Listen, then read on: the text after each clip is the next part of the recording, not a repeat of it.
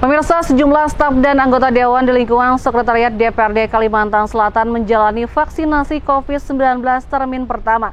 Sebelum divaksin, diawali dengan pemeriksaan kesehatan oleh para petugas medis. Selain itu, dalam upaya menekan angka penyebaran COVID-19, sejumlah anggota DPRD Banjar mengikuti program pemberian vaksinasi COVID-19 diagendakan Dinas Kesehatan Kabupaten Banjar di Martapura. Sedikitnya 130 orang di lingkungan Sekretariat DPRD Kalimantan Selatan menjalani vaksinasi COVID-19 tahap pertama, Senin 29 Maret 2021. Vaksinasi dalam rangka menekan resiko penularan COVID-19 pada kelompok pemberi pelayanan publik ini digelar di lantai 2 Gedung B Sekretariat DPRD Kalimantan Selatan. Satu persatu sebelum divaksin, para anggota dewan dan staf di lingkungan rumah Banjar ini diawali dengan pemeriksaan kesehatan oleh petugas medis.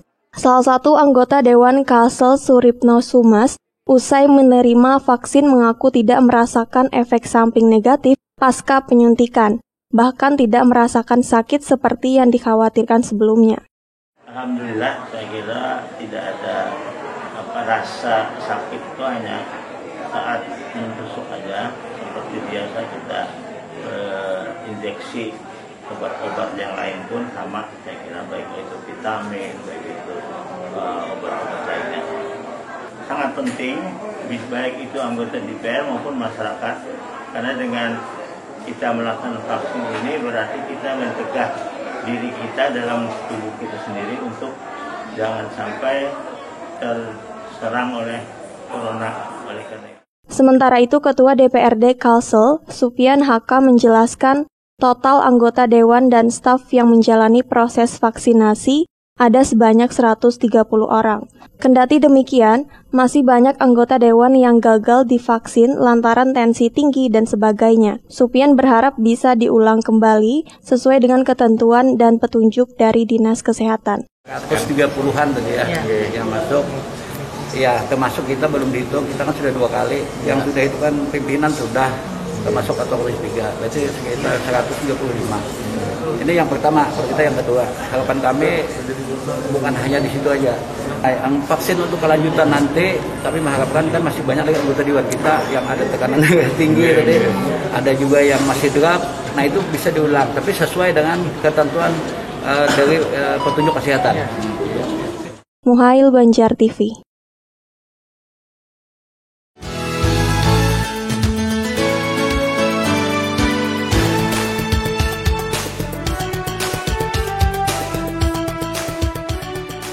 Program vaksinasi COVID-19 yang digelar Dinas Kesehatan Kabupaten Banjar diikuti sejumlah anggota DPRD di Aula Badan Perencanaan Pembangunan, Penelitian dan Pengembangan Kabupaten Banjar di Martapura.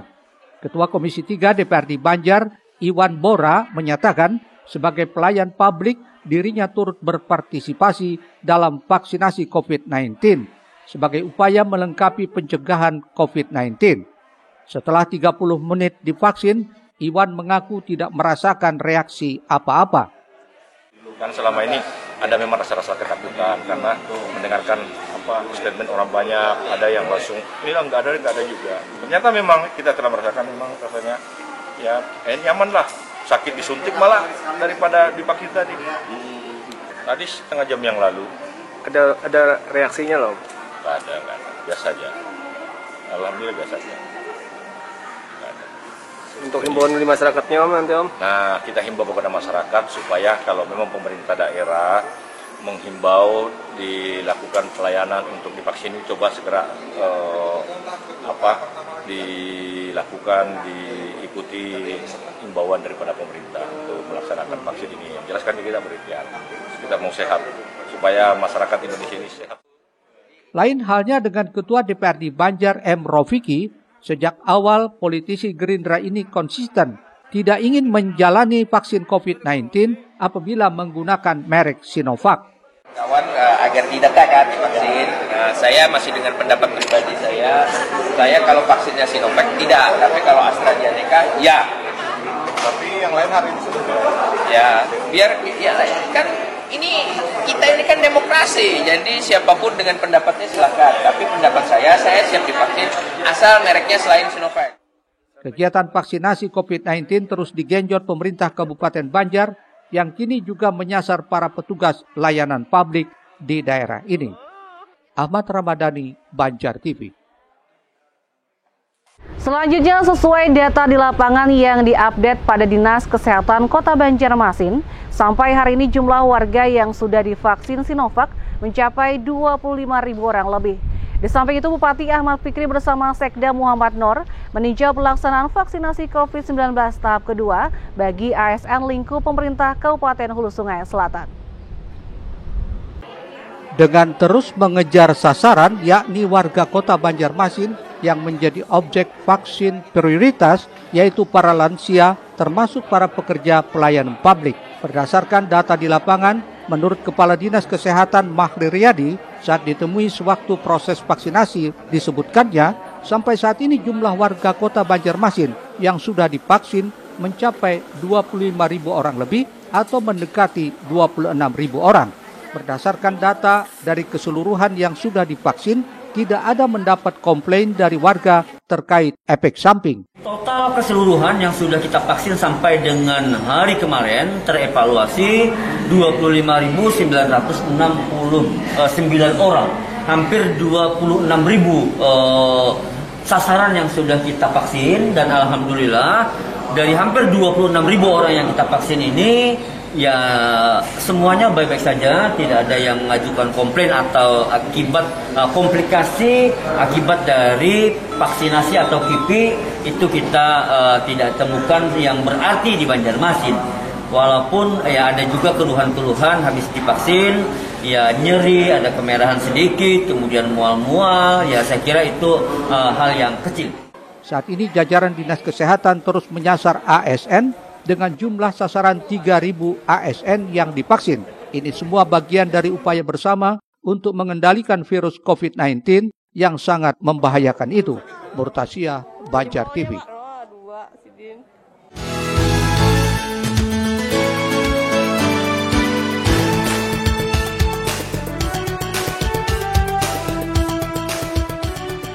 Bupati Ahmad Fikri turut mendampingi istrinya saat menerima vaksin kedua COVID-19 dilaksanakan bagi aparatur sipil negara ASN lingkup pemerintah Kabupaten Hulu Sungai Selatan. Pada kesempatan itu, Bupati kembali mengingatkan vaksin ini merupakan salah satu bentuk ikhtiar untuk meningkatkan daya tahan individual. Selain itu, vaksin bukan segala-galanya. Meski sudah divaksin sebanyak 2 kali, tetap diwajibkan menerapkan protokol kesehatan. Bupati Hulu Sungai Selatan ini mengimbau masyarakat di wilayahnya untuk bersedia divaksin. Tidak perlu ada yang dikhawatirkan. Dari segi kesehatan sudah dinyatakan aman dan berkualitas. Sedang dari segi agama, Majelis Ulama Indonesia menyatakan vaksin COVID-19 halal dan suci. Diingatkannya pula, semakin banyak yang divaksin, daya tahan individual makin meningkat, sehingga daya tahan masyarakat juga semakin kuat. Ini untuk dapat memutus mata rantai penyebaran COVID-19 di Kabupaten Hulu Sungai Selatan. Atau paling tidak, mampu kendalikan penyebaran dan penularan COVID-19 sehingga jumlah masyarakat yang terkonfirmasi COVID-19 semakin berkurang. Paling tidak vaksin itu sudah menjadi motivasi kita, daya tahan tubuh kita sudah kuat. Ya, tapi bukan berarti kita bebas segala-galanya, sehingga kami berharap siapapun yang divaksin tetap menggunakan protokol kesehatan, pakai masker, jaga jarak, hindari kerumunan. Nah, kepada masyarakat nanti paling gini kan juga berharap untuk divaksin, tidak apa-apa. Karena secara kesehatan sudah dijamin bagus, sehat, secara agama juga dinyatakan halal dan suci, jadi tidak persoalan. Termasuk kemarin saya lihat di media bahwa Majelis Ulama mengatakan seandainya pada vaksin bersamaan bulan Ramadan juga tidak apa-apa, tidak membatalkan puasa. Pada Pak Bapak telah kegiatan vaksin COVID-19, kami bervaksin mulai vaksin sekarang yang kedua. Setelah vaksin kami rasa nyaman, tidak ada keluhan dan sebagainya. Kami rasa nyamannya, kami rasanya sangat berterima kasih kepada pemerintah daerah. Abdiansah Kandangan, untuk Banjar TV. Beralih ke informasi lainnya, pejabat Gubernur Kalsel mengingatkan pelaksanaan MTQ ke-33 tingkat provinsi di Kabupaten Tanah Bumbu yang akan berlangsung 1-8 April harus dengan protokol kesehatan ketat. Para peserta dan penyelenggara sebelum berangkat wajib tes PCR terlebih dahulu. Sementara itu, pemerintah Kota Banjarmasin melepas 57 kafilah MTQ ke-33 tingkat provinsi Kalimantan Selatan yang akan mengikuti lomba di Kabupaten Tanah Bumbu. Pelaksanaan Musabakah Tilawatil Quran MTQ ke-33 tingkat provinsi akan berlangsung 1-8 April mendatang ternyata mendapat perhatian khusus dari pejabat Gubernur Kalsel Saprijal ZA. Hal itu mengingat Kalsel masih melaksanakan PPKM Mikro sehingga MTQ harus lebih ketat dalam hal protokol kesehatan.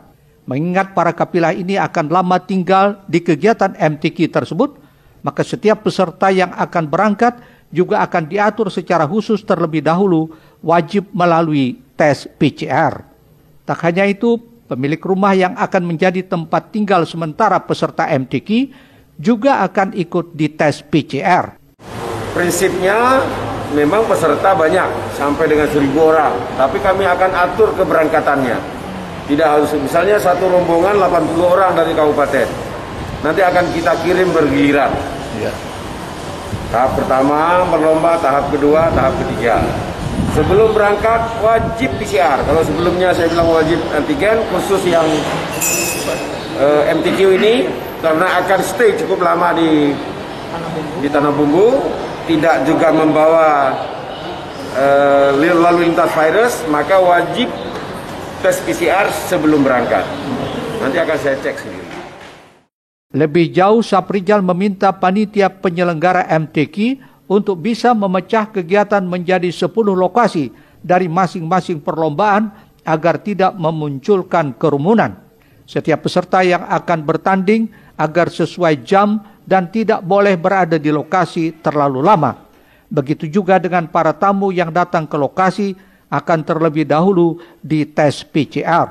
Sementara itu, bagi peserta yang ingin menyaksikan, panitia diminta menampilkan secara live melalui media sosial seperti YouTube, Instagram, Facebook, dan lainnya. Muhail, Banjar TV.